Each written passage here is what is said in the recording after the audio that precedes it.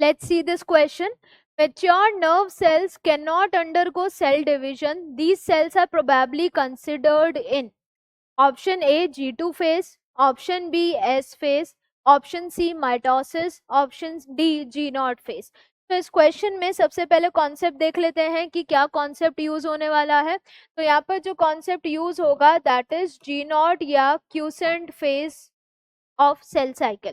तो अगर हम बात करें क्वेश्चन के बारे में, कुछ मेच्योर नर्व सेल्स हैं वो अब सेल को डिवाइड नहीं कर रही है, तो प्रोबेबली वो कौन सी फेज में या यहाँ पर कौन सी स्टेज में जा चुकी हैं।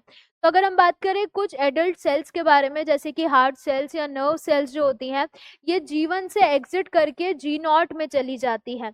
तो वो जीवन को एग्जिट करके जब जी नॉट में जा रही है तो उस जी नॉट स्टेट को बोला जाता है क्यूसेंट स्टेज, जिसमें सेल तो मेटाबॉलिकली एक्टिव है, अलाइव है, बस उसने डिसाइड कर लिया है कि वो डिवाइड नहीं करेगा, वो एस G2 और M फेज में जाके दो डॉटर सेल्स नहीं बनाएगा।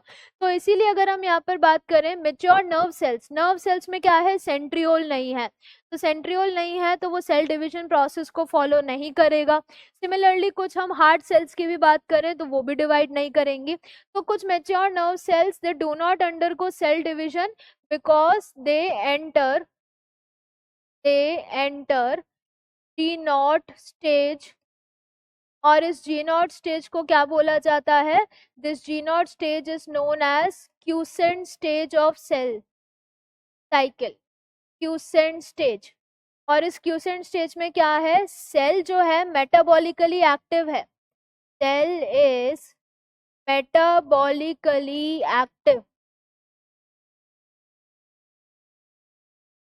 but does not divide, does not divide. तो ये एंटर कर रहा है जी नॉट से, कहां से निकलकर, G1 से निकलकर। तो mature nerve cells can not undergo cell division because these are probably considered in G2, नहीं एस फेज में, नहीं माइटोसिस फेज में होंगे तो डिवाइड कर ही जाएंगे।